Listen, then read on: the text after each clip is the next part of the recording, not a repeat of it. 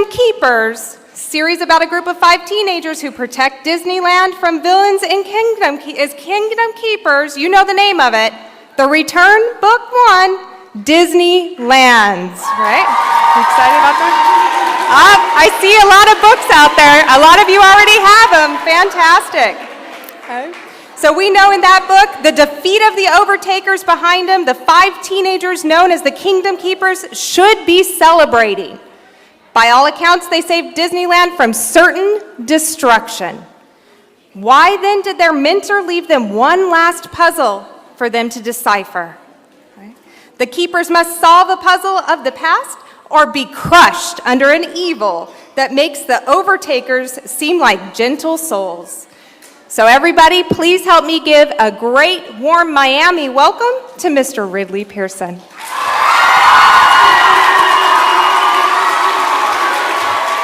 Hi, guys. So, ready when you are.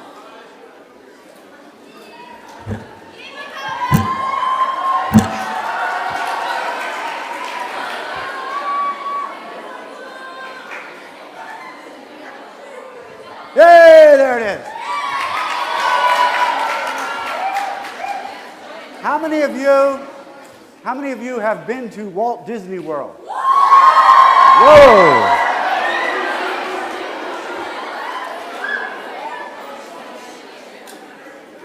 How many of you would want to get into Walt Disney World after hours?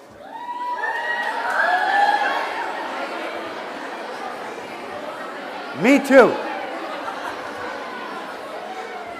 So, one day it occurred to me,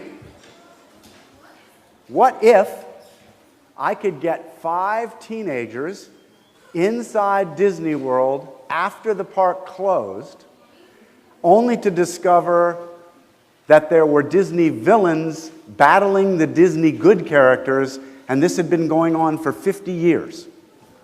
And that became a series known as The Kingdom Keepers. Thank you.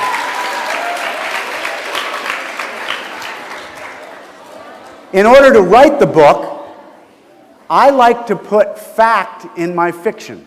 I like to know what I'm writing about. So in order to write The Kingdom Keepers, I asked Disney a very special favor. I asked them if they would let me into their theme parks when nobody else was around. And they said yes. So 29 times I've been inside the parks after hours, skulking around. I've been on the rides when they're shut down. I've taken notes, I've taken pictures. I've then had the cast members come in and turn on the rides and let me ride it 4, 5, 9, 11 times by myself and make more notes.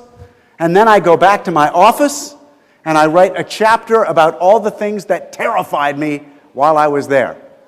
And that became The Kingdom Keepers. And to make it even stranger, the kids are holograms. So these are all holograms. Nobody is there. You'll see what happens here. You see that guy? He's not there. Gone. They're just images. This big, huge thing in the middle of a concert hall, and these guys crumble, and this guy says, "What?" And she's singing, but she's not. The 5 kids in The Kingdom Keepers are like that. They're holograms. They're projected images that by day show the Pearsons or your family around the park, and they're like guides. They're like Pal Mickey used to be. Except when they go to sleep, they realize something's wrong with this software. As kids, they wake up as holograms inside the park, and they have a heck of a time getting back out. So I wrote a book about the Magic Kingdom. I wrote The Kingdom Keepers in the Animal Kingdom. I wrote The Kingdom Keepers in Epcot and Disney Hollywood Studios. Then Disney let me on 4 cruises. And they let me into all the places on the cruise line, into the engine room, the security room, the radio rooms, into their kitchens. There are 3,000 passengers on these ships. Everybody eats 3 meals a day, 4 meals a day. There's 1,500 workers on the ship eating 4 meals a day. Those kitchens make 21,000 meals a day. Can you believe that? Think about trying to cook for 4 people. They cook 21,000 meals a day. So to write my books, I do observation. And I wanted to test your powers of observation today. Are you ready for that? Yes. Okay, so you got to watch the screen. What do you see? I hear 2 people and a trophy, a vase.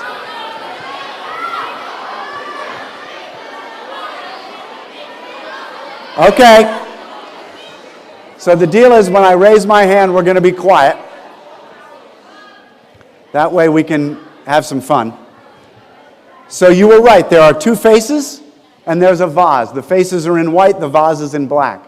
My job when I go into the parks, when I go anywhere, is to observe and to listen and to see the stuff you're not going to see. What you see is what we all see, but as a writer, I have to see what isn't there, what you may not see. Try this one. Ready?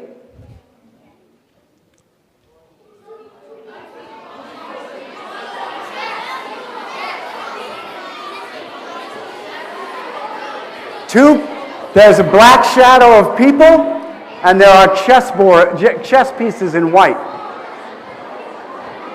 Everybody see both things? So, my job is to see the chess pieces and the people standing there. If I can see both of those, then I can surprise you in my books. I can have you walk down a street and everything looks normal, but it isn't normal because that sign really isn't a sign, it's some kind of creature. I can see things that you don't see.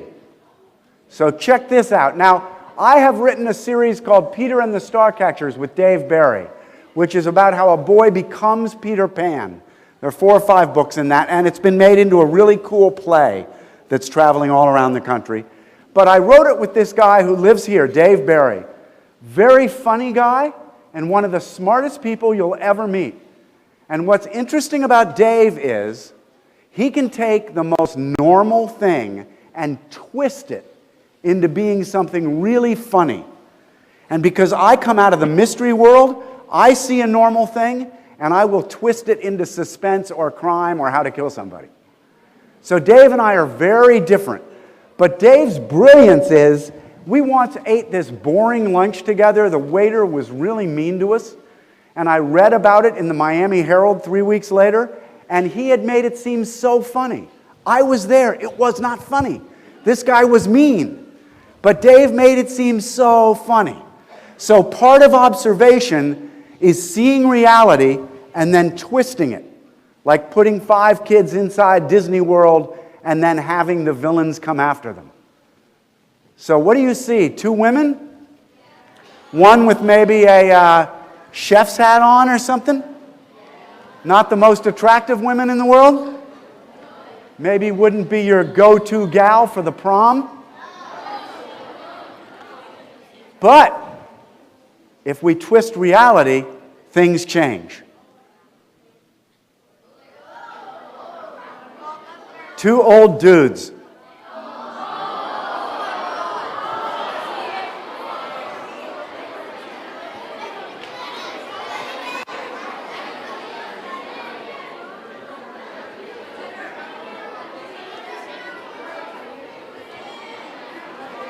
When you read a story like Percy Jackson,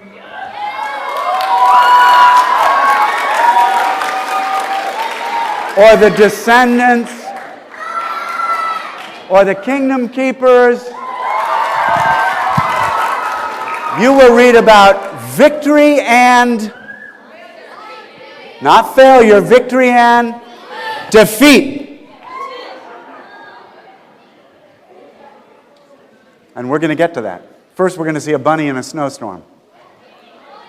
One more twisting reality.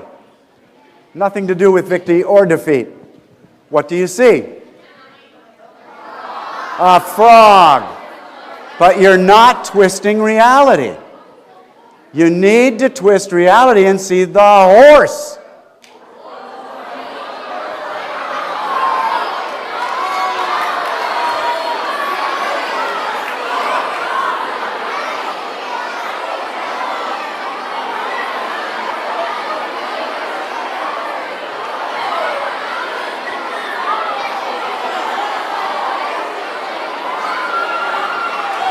So,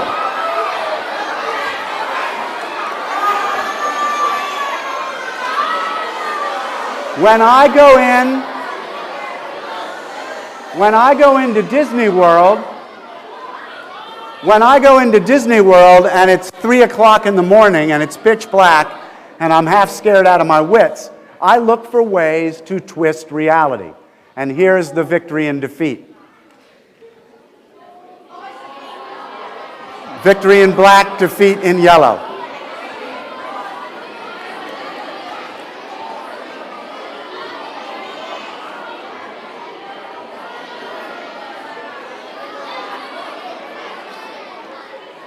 This is what It's a Small World looks like at 5 in the morning with only emergency lights on. That's how I saw it the first time. So, it was 5 in the morning. The ride was shut down. It was dark except for this weird sterile light, no color. The dolls had been shut off. So they're all stuck. There's no music, just the boat sloshing through the black water. And we go one scene, it's just me and an Imagineer, a Disney Imagineer, and we go one scene, slosh, slosh, slosh, slosh, it's creepy.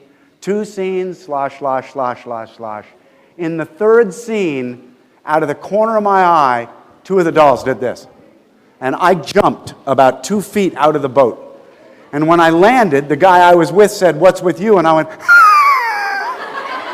2 of those dolls just moved. And he said, "Ridley, you're an adult. Those dolls can't move. They're turned off." And I said, "Dude, 2 of those dolls just moved. I am an Eagle Scout. Scout's honor. I saw those dolls move." So I took out my little writer's notebook and I said, "Small world equals 2 of the dolls moving." About 3 days later, I was in my office and it was time to write a chapter about the 5 Kingdom Keepers being inside the park at like 2 in the morning, pitch black. They're being chased by Maleficent. They've got to solve this piece of a puzzle and they end up in Small World. And all of a sudden, 2 of the dolls move. And I said, no, my job is to twist reality. I saw 2 dolls move, so I backspaced and I said 4 of the dolls moved. I happened to play in a rock and roll band with Stephen King, the king of horror, and I said, wait a second, if I'm in a rock band with Stephen King, then all of the dolls move. So the dolls break off the platform and they come to life and they start marching like Chucky and they get to the edge of the water and they dive in and they start swimming mechanically and they're snapping at the kids, and that's my vision of It's a Small World. For the second book, they let me into the animal kingdom. 2,400 animals. But one of the places where I was letting my imagination run was Expedition Everest.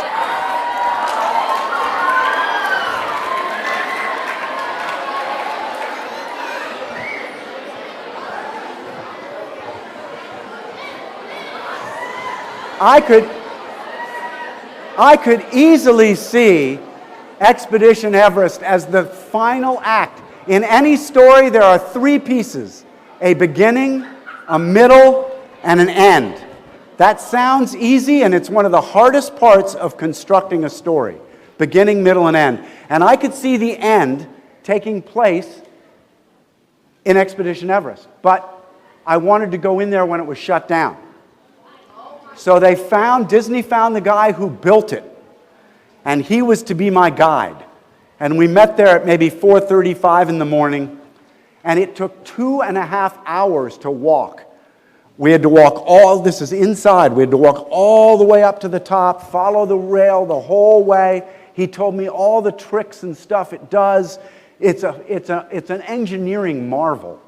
And at the end of this, he said, okay, now we're going to bring in some cast members and turn it on for you. And I said, this has been fascinating. I've got 1,000,000 notes. I'm so psyched about putting a scene here, but I don't do roller coasters. I go kind of woozy if I do roller coasters. And he said, Ridley, I got up at 4 o'clock in the morning to show you this place. You're going to ride my roller coaster.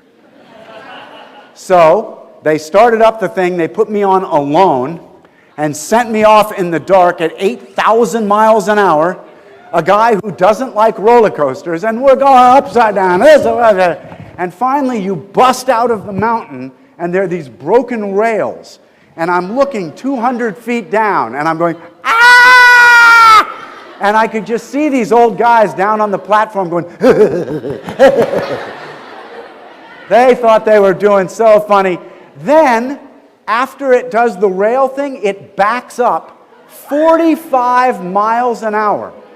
And a giant model comes down and basically picks your nose. At that point, I needed new underwear. It was a bad day. The very final thing is it pulled 2 loops that send you to 2 Gs, 2 times gravitational force, which means your teeth are in one zip code and your ears in another. You're like, ah. And I got off the ride, and the whole rest of the day, I'm going around like this. And I thought, if anybody recognizes me, they're going to think I've been drinking at like 10 in the morning. I do not drink, just for the record, but I don't do roller coasters either. They then, for the 3rd book, they let me into Epcot, which has become one of my favorite parks. And I went into Test Track. And in Test Track, I found crash test dummies. And this really intrigued me, because I thought, well, I made the dolls in Small World come alive. Maybe I could make the crash test dummies come alive. But, crash test dummies are sort of brainless, and I didn't want these guys just, walking around like this, because the Kingdom Keepers could run away from them in 2 minutes. Well, I was observing, right?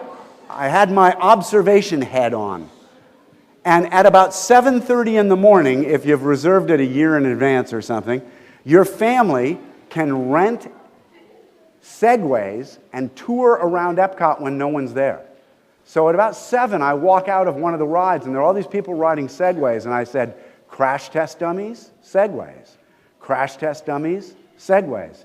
So by the end of the 3rd book, I've got crash test dummies on Segways chasing through the park trying to kill the Kingdom Keepers. Do you know the answer to this? What is the answer to this? The Imagineers are the people that helped Walt Disney create the park. The Imagineers are people who help Walt Disney create the parks. That is correct. The coolest job in the world, there's about 2,000 of them. Their job is to imagine and engineer the next cool attractions. So right now, as we're sitting here, if you were walking to Harambe in Animal Kingdom, there would be a plywood wall to your left. And on the other side of that wall is Avatar Land being built. It's going to be gigantic and going to be super cool. And people had to think this up. They had to figure out how much it was going to cost, how to build it, how to paint it, what rides to put in there, what audio animatronics to put in there, and that's what Imagineers are. So when I finished the 7 books of the Kingdom Keepers, I wanted to do a second series that had my Kingdom Keepers in Imagineering school. They were going to learn how to be Imagineers. And they were going to do this inside Disneyland. But not the Disneyland that we all know. So I'm going to give you some hints how this works. This is their dormitory. Does it remind you of anything? Shout. The Tower of Terror. It's a little different, isn't it? Because it's not burned up. This is the Tower of Terror in Japan. So when you read the series about the return, the kids' dorm rooms are in the Tower of Terror. But it's not the Tower of Terror we think. It's the really scary one where the ghosts are still around. And it has a funky basement. And in that basement, Disney keeps a vault that they know no one would ever get into, of special secrets, and of course, who gets into it but the Kingdom Keepers? And that creates the return.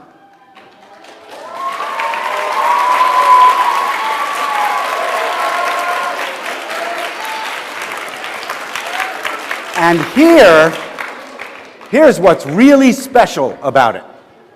I'm going to run you through some quizzes. Does anybody know what this room is? Walt Disney's private apartment in Disneyland. This is where he and his wife would entertain guests. Occasionally Walt would sleep there if he was working on a ride or doing this or that. But Disney has kept it looking exactly as they had it decorated. So it looks kind of like your grandmother's house. But they've let me in a bunch of times to study it, and one of the things in there is an old wind-up music disc player called a Regina Music Box. Now my observation and my imagination are starting to mix. I'm in there and I'm going, ooh, I can see something cool coming, because what if when they play the music, it isn't Yankee Doodle Dandy, but it's a piece of music they recognize from the park. Because it's the music that's on King Arthur Carousel. Now, one of the Kingdom Keepers says, what if we're supposed to be on King Arthur's Carousel when this music box is working? So they wind it up, they start it playing, and they race across Disneyland, and they get on the carousel, and it's moving. And it goes around and around and around, and they start feeling kind of queasy and warbly and weird. And when it stops, first they see some awfully ugly carousel horses. And then they realize this is not the Disneyland they thought it was. This is the Disneyland from opening day, 1955. Without knowing it, they have time traveled back to a time that the technology they're in doesn't exist. There's no way home. Things are going to crumble in there that they know about from the present. How are they going to stop that and still get home?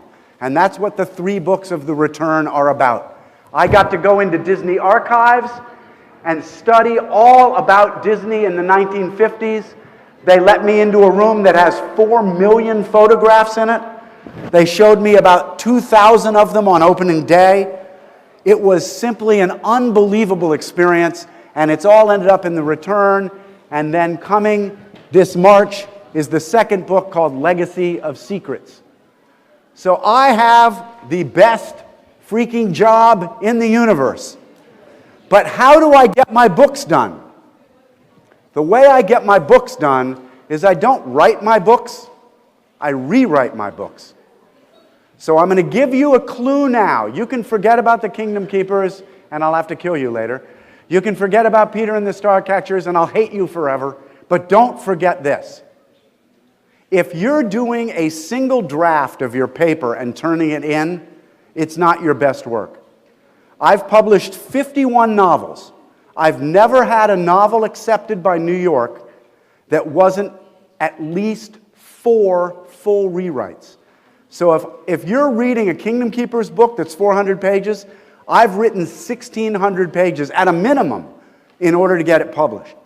My next adult thriller that comes out in the summer, I rewrote 9 times, 6,000 pages worth of rewrites.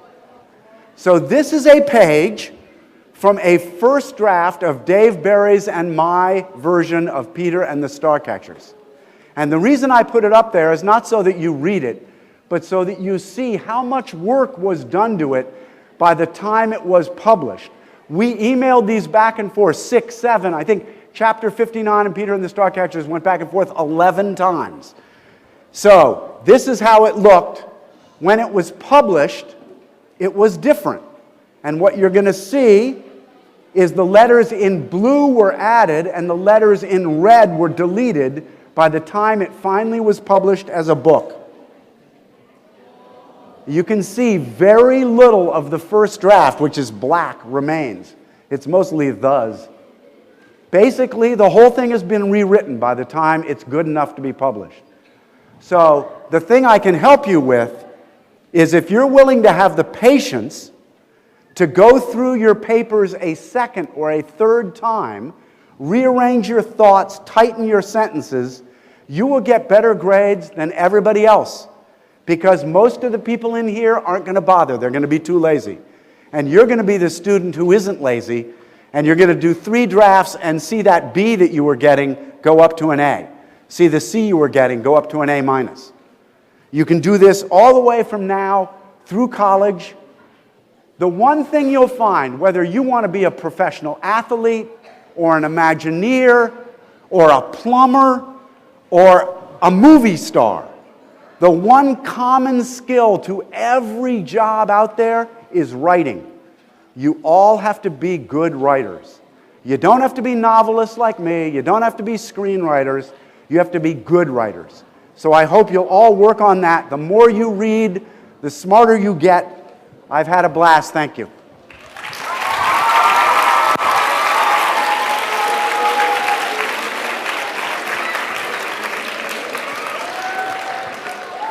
I believe, in some kind of orderly fashion, you're going to step up to the mic and ask me a couple questions.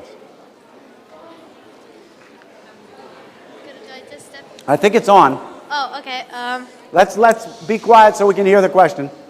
Do you have any future plans or ideas for other books? Yes, always. So, are you referring to the Kingdom Keepers or any books? Any books. So there's going to be a 3rd return, and that will be the end of that series. I already have an idea for a very big book to finish off the whole series, and I can't give away the secret. But a really fun thing I've got going is I have written the first of 3 books to explain James Moriarty in the Sherlock Holmes series. I love Sherlock. Okay. It's called Lock and Key, and it comes out next fall. Thank you. Yes, sir. Let's be quiet for these guys. Do you know if they're going to make probably a Kingdom Keepers movie? Sometimes they talk to me about the movie, and then sometimes not. Right now, not. I sure hope so. Hopefully. I'd love to see one. Yeah. I love these Are you ever faces. going to make a movie out of all the books you have? I hope so. I don't know yet. Thank you. How long did it take you to write the first Kingdom Keepers book? That's a great question. It took me 2 years to write the first one. It was a really long process. Now I can do them in about 13 months, something like that. What's your favorite Disney park and why? Ooh, I don't love questions about favorites, but I think that the Magic Kingdom is the most iconic. You know, it's just one that you always love. But I'm really intrigued with Epcot. So those 2 for me. Those are my favorites too. Oh, great. Okay, we're only going to be able to do probably 10 people, so we'll have to stop the line where it is right now. No new people, so go ahead. You're as scary as Maleficent, I just want to say. My question is similar to the one asked earlier, but how long does it take you to write at least a chapter in the A chapter can take anywhere from 2 days to 3 weeks to a month. But usually it's about a week, something like that. Same. Thank you. So it took you 2 years to write the book. How did you feel while you were writing the book? Did you feel frustrated, mad, angry, happy? No, I accept that these books are a lot of work. So I have so much fun in the first draft. The real work starts when you rewrite. And you know, rewriting can get frustrating, but you see the book getting better. Somebody's telling you this isn't working, there's too much of that, and you rework it, and it's really fun to see it evolve. That's a good question. Are you gonna write an 8th Kingdom Keeper book? Well, The Return, the first book in The Return is the 8th book, and now the second book in The Return will be the 9th book. Hi, Mr. Pearson. Hi. I was wondering, what was your favorite ride or situation in the park that you would like, that you love to twist? I can share with you some things I'm not allowed to talk about, but I can share with you a really bizarre thing. So the Imagineers are very creative people, and they have a really huge sense of humor. So they realized I was afraid of Maleficent, and then they brought Maleficent, the living Maleficent, into the park at 5 in the morning. Oh, wow. And I walked around a corner, and there's this 6-foot-tall green woman going, "Ridley, why are you making fun of my parks?" And I took off like a scared rabbit. So Thank you. What inspired you to write the books? that's a great question. What inspired the Kingdom Keepers? I left the park one night with my family, and we were going out with the 60,000 other people, and there were no Disney characters leaving the park. And you know in Toy Story, when the door shuts, the toys come alive? It occurred to me, wait a second, maybe the characters, when we leave, are like looking out their door going, are they gone yet? And there was this whole world happening in there that we didn't know about. Great question. Thank you. Why did you become a writer? Well, Dave Barry would say it's because I had no useful skills. But I have been a storyteller since I was 10 years old. I started writing short stories. I'm sure they were terrible. But I've always enjoyed telling stories, and it was a long, hard job for me after college. I wrote 6 hours a day for 8.5 years before I sold my first book. What made you keep writing The Kingdom Keepers? There just kept being more parks and other places to explore, and it's still not over. There's some really fun stuff coming in The Return and in this final piece as well. Thank you. Hi. When Disney World first came out, like opened up, did you go there when you were a child, and then when you grew older, that's what inspired you to That write? is a great question. I had never been to Disney World until I took my kids in my 40s. And it was that first trip with my kids that I had the idea for the Kingdom Keepers. I went, whoa! Great question. Thank you. Who's your favorite Disney character?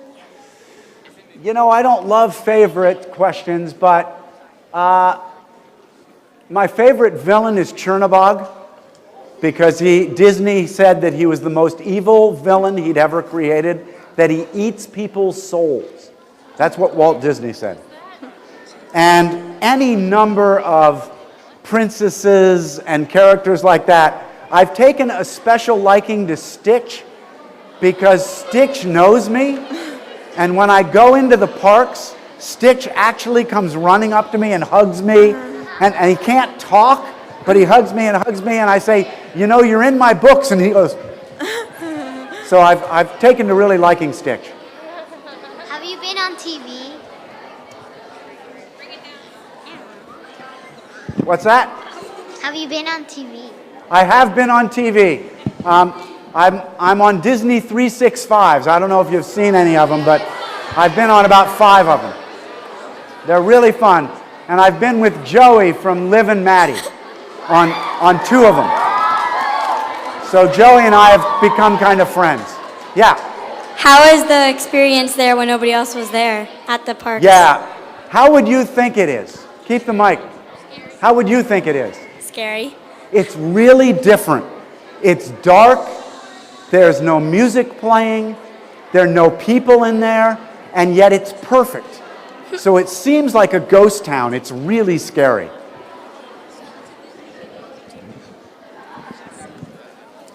What's your favorite book in the series of Kingdom Keepers? Oh gosh, I mean, I think right now it's Legacy of Secrets, the one I just finished.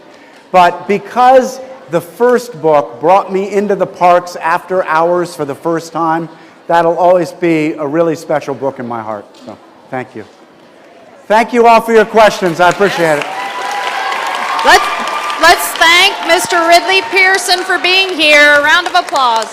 Thank you.